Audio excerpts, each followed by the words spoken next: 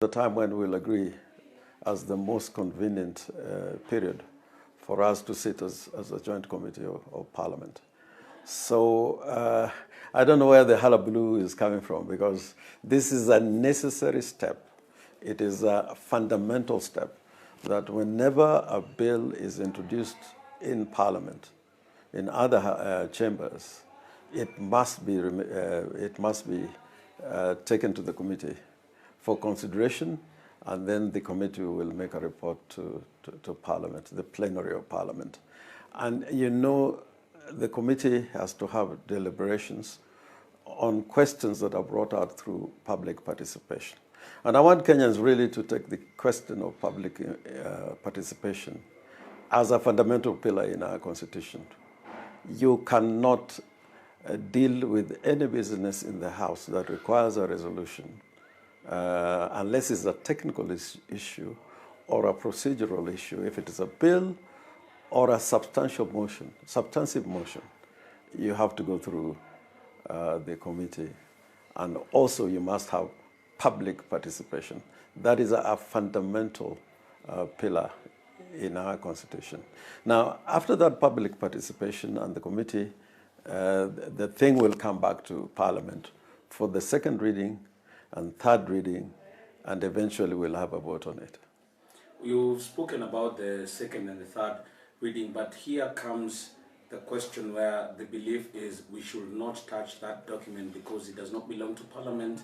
It belongs to the people who have initiated it through a popular initiative. Mm-hmm. And that is where you once voiced your opinion that public participation cannot be cosmetic. Mm-hmm. But there are those who say that it is not your document and the process of Parliament is just ceremonial. How then do we go into the second reading and the third, and we know that amendments can be introduced to that? If it was ceremonial, then it would not come to Parliament. Why bring it to Parliament if it was ceremonial? If Parliament did not have a role, why bring it to Parliament? But then there's the crucial fact that people have forgotten and have had some discussion on this. If you look at the BBI task force report, they are a cocktail of legislative, recommendations. We are going to amend several statutes which flow from the Constitution. If you look at the Elections Laws Amendment Act, or rather the Elections Laws Act, there is a bill which was part of the report to amend the Elections Act. Now, we have provisions in this bill, the Constitutional Kenya Amendment Bill, which touch on elections, and we are going to amend the Elections Act. We are going to amend the County Governments Act, again, which flows from the Constitution. We are going to amend provisions relating to public finance, the control of Auditor General. And we have introduced a new formula of sharing revenue. All these flow from the Constitution. Even the procurement and disposal of public assets, these are all things which are provided in the Constitution. And there are proposals that because we are amending the Constitution, there should be consequential amendments to these statutes. So as you look at the bill, you don't look at it in isolation. You must build a basis in the report that we are passing this bill, but because they are consequential amendments, the issues that have arisen that needs to be addressed through these consequential amendments are the following. For example, if the procedure and the way we are going to elect, and instead of having 5 or 6 elections, now we got to bring into considerations these constituencies that have been brought in place. We have a situation where now every county will have 2 seats in the Senate. Now, those will have consequential amendments to the Elections Act. And if you then look at it in isolation, without looking at the entire legal regime, like the task force did, the task force, in their report, they are saying, because we are proposing to amend the Constitution, we are also proposing the following consequential amendments. So this is what I was saying, that, it's not going to be cosmetic, because we have to look at these amendments vis-a-vis these consequential amendments. And that is an important function for Parliament to play, because it's all going to come back to Parliament. And with that thinking, there are those who believe that if we change, like you say, there are some bills that were attached to the report and they were forwarded to Parliament at that particular time. Was it 12 or 21 bills that were born out of the whole BBI process? Yes. Then there was this particular bill that touched on the Constitutional Amendment Bill 2020. Yes. Now, aren't this, what you're talking about, were they not addressed when these specific bills were introduced, and they are touching on some of the changes that need to be made? They were addressed with the bill as it was when the report was promulgated in Kisii. Yes. That is when the bill was seen by the public for the first time. The bill that is now proposed, which has Junaid Mohammed and Dennis Waweru as the promoters, that bill is not the same bill. It's not the same bill that was, promulgated in Kisii. There have been some amendments. I'm not saying the same because it's totally different, but there have been changes. You remember at that time we were talking about multi-member constituencies. Mm-hmm. There are no multi-member constituencies. And the revenue sharing, again, that has changed. So those consequential amendments that were proposed by the task force cannot hold water anymore. They have to be amended. And this is the most important task that this committee, sitting as a technical committee, because if you take it to the plenary, people will pass, and then you find in doing the consequential amendments, you have made grave mistakes that when the matter is taken before the courts of law, you are put in a situation where something that has properly gone before Parliament is declared to be unconstitutional. I do know there's a very essential provision in the Constitution, Article 2 and Article 10 of the Constitution. It says anybody, not institution of government, that any person who makes a decision in relation to the Constitution or applies a law must apply the Constitution. You must always keep the Constitution at the back of your mind. You cannot say Parliament, because we can change any law, we can violate the Constitution. The Constitution requires even a chief that when he's applying any law, he must always remember that the Constitution is the supreme law. So you have to look at all these things in totality. And the courts have said, you need to pass through every essential step as provided in the Constitution. We have a matter before the Court of Appeal now between the National Assembly and the Senate. And the courts have said that all the provisions in the Constitution must be complied with. They are mandatory provisions in the Constitution that you have to obey, so that you may pass a very good law, but because you missed an essential procedural but mandatory procedural step, that law is rendered to have been enacted unconstitutionally. So members of your committee are of the opinion that this law cannot be changed whatsoever because it's a popular initiative, and it will be akin to changing the will of the people. And an example has already been given, that what if the people of Kenya wanted to change the structure of Parliament, and since the Constitution has said that it has to go through Parliament, then why would Parliament want to decide on a matter that touches on them that has been started by the popular initiative? That is one. And two, there are those who are of the opinion that even the drafters of the Constitution 2010 knew that there would be such mischief from Parliament, or they playing their role when it comes to legislating on a popular initiative. And that is why they were basically saying that the role of Parliament in this particular bill should just be ceremony. What did you say about such people? No, popular initiative, by the way, does not mean it is the people who are enacting, are driving the process of amending the Constitution. it speaks to the process, not to the person who is amending the Constitution. The Constitution is amended through the referendum. A popular initiative can be taken by anybody. If, for example, Murithi, now you want to amend the Constitution through a popular initiative, all you need is to draft a bill and collect 1 million signatures and take it to the Electoral Commission. If you have complied with the rules, then it's taken to the Constituent Assembly. The people enact the Constitution when they vote through a referendum. But a popular initiative is available to everybody. Like the popular initiative is being driven by the promoters, who are Honorable Dennis Waweru and Honorable Junaid Mohammed. It could be a single Kenyan. It does not mean that it is the people who are doing it. It is the process. And the same promoters, they could have gone to a member of parliament and say, I don't want to go through a popular initiative. I want a parliamentarian, one or two of them or three of them, to sponsor the bill through the parliamentary process. That is why it is now possible for a Kenyan to initiate the amendment of the Constitution through a popular initiative without a referendum. That is also possible. Yes.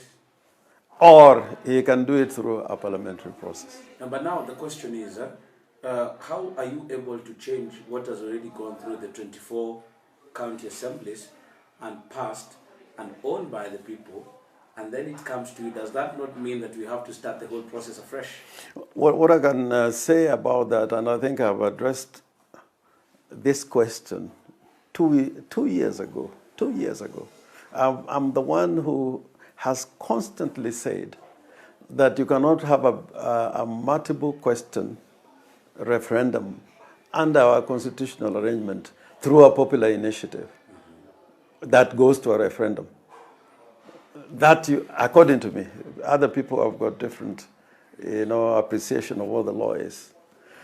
And it has always been, in my view, that once a bill that has been drafted through a popular initiative has gone through the county assemblies, and through that process is called a draft bill.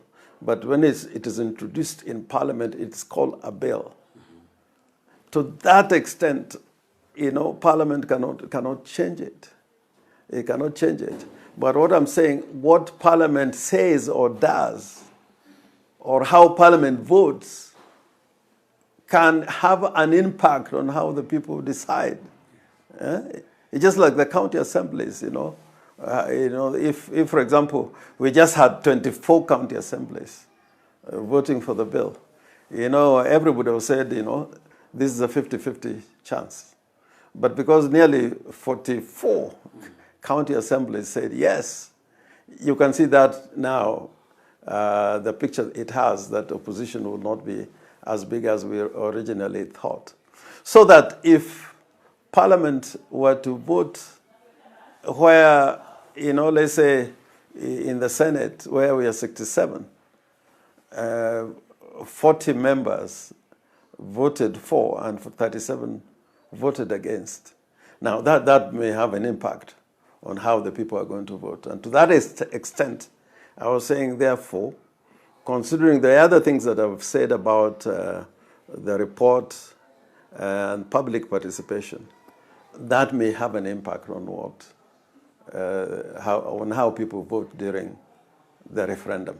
Just like public participation during the parliamentary process can enable people who are hearing what people are saying through public participation, to change their mind or to make their mind one way or the other. So in essence, you're basically saying it's not a must that we change, but we want to listen to these experts that you've enlisted at this time to either know whether we are going to address on changes or not. Or you're certain that we have to make changes to this document that was submitted to Parliament? No, the changes, what I've said in effect, you cannot make any changes. You cannot. But what happens during the parliamentary process will have an impact on the decision that the country is going to make. Okay. Yeah. So you were part of a meeting, we saw photos of the National Executive Council of the ODM, and we do understand that you, even through the communique, to say that you are firm, you resolve to see the BBI pass and a referendum held. That basically means that we are not going to have a push and pull with regards to this committee and what we've seen before. No. There's not going to be a push and pull. And I wish you were able to sit during the committee's deliberations. Yes. I can tell you inside that committee, there was no push and pull. But people wanted a process in which all the questions that have been raised during public participation or others that have come directly through the members addressed in one way or the other. But throughout, there's no single issue which brought acrimony or an exchange that one would say differences were emerging through the committee. So as of now, when are we likely to are we on course to have a referendum in July or June? And how soon are we likely, you say there is no problem within the committee, how soon are we likely to see it tabled in Parliament, in both houses? I think by the time Parliament reconvenes, the report will be tabled. Of course, there's the alternative of a special sitting of both houses being convened. That is another possibility. But I am sure that by the 4th of May, before the National Assembly resumes, and certainly by the 11th of May, when the Senate resumes, the committee will be ready to lay the report before both houses. There were fears, probably, and this has been attributed to you, and some of the fears that you are bringing out are with regards to the entry of the One Kenya Alliance and what part they will play, having known until now that the proponents and the pushers of this BBI process are President Uhuru Kenyatta and Raila Odinga. So there was the question of the entrance of the One Kenya Alliance and what part they will play, and probably might have slowed down even the working of the committee, because there are those who feel like you did not have a clear direction from the party leader because he was sick on how to proceed with the process and the BBI. No, I can tell you, ODM, at least as a party, has always been clear right from the beginning. You know that our party leader was part of the handshake. And part of the communique that was released, it was in the hand of Raila Amolo Odinga and Uhuru Kenyatta and their proposals. And then they established the task force. And even the events after the task force had released its report, we have participated individually as members of the party or as a committee specially constituted to deal with certain aspects of that process. ODM, I can assure you, has been clear on the question of the need for this constitutional review and the referendum. In fact, way back 2 years ago, Otiende Amolo and I in Bondo, in a rally, I think that was the year 2019, that we were saying we should have a referendum before the month of April in 2020. We are saying that in 2019, which means that our thoughts were very clear on the road map as far as the referendum was concerned. But now came the pandemic, the coronavirus, and that has interfered with the timetable. But now I am sure, almost as night follows the day, that come July this year, we will have the referendum. And you bring the question of One Kenya Alliance. I think the One Kenya Alliance is a little bit misguided because, we are focused on this constitutional review with the objective being an amendment to our constitution for the reasons that have been stated in the report and other fora.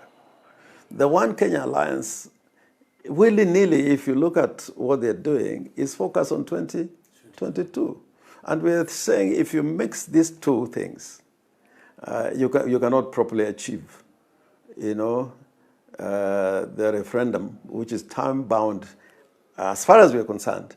If you don't have a referendum in time, then these constitutional changes will put us in a constitutional conundrum because these constituencies that are going to be created, when are the respective registers going to be established, and the processes that are consequential, you need time, to bring all this into effect before you can have an election in 2022. So I think the focus really should be on this referendum.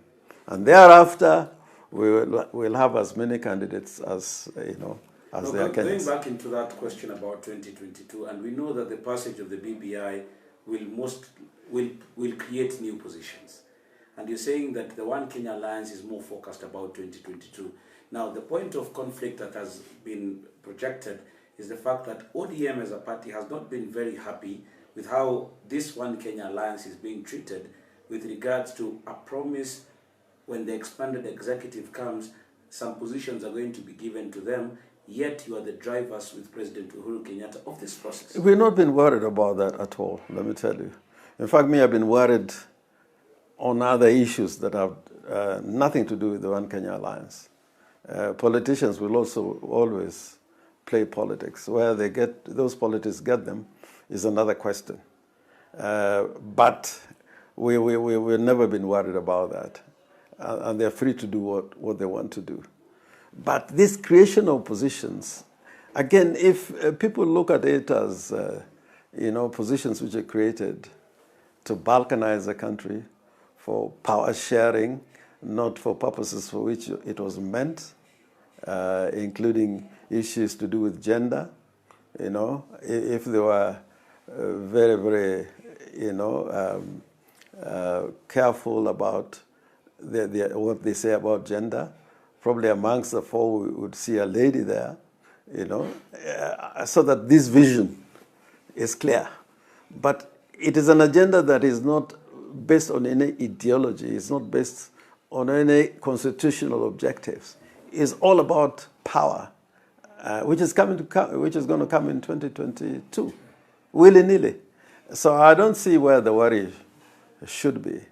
And I was very happy to see a confident Uhuru Kenyatta and Raila Amolo Odinga, in the middle of this week, touring together, although Raila Odinga was not fully recovered, but concentrating on the work that must be done now.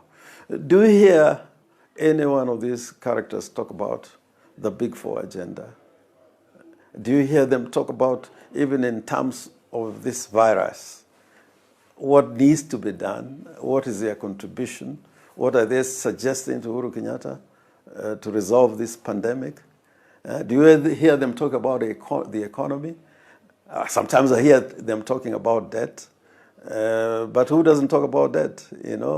Wangari Maathai used to talk about issues of debt, World Bank and so on, when Musalia was Minister of Finance. What did he do about it at that time? Zero. So if you use debt as a political weapon, as an agenda for purposes of balkanizing the country, or for just the raw ambition for power, then I don't think we're doing Kenya any good. What we should do is, there are problems of the day. Uhuru Kenyatta has got nearly 16 months to go. 16 months is a long time. Magufuli had 5 years. People complain about what he did, like I do, in the human rights sector. But what he did in those 5 years in infrastructure, in the energy sector, is phenomenal.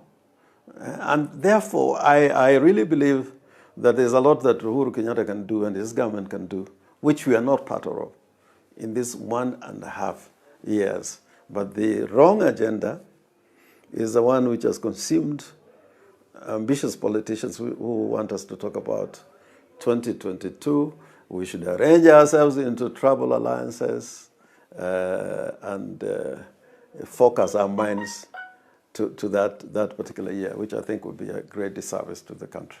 Was it spoken about when you had the NEC meeting about Raila running for 2022? At that NEC meeting, we didn't talk about Raila running in 2022. That was not an issue in that meeting. Are you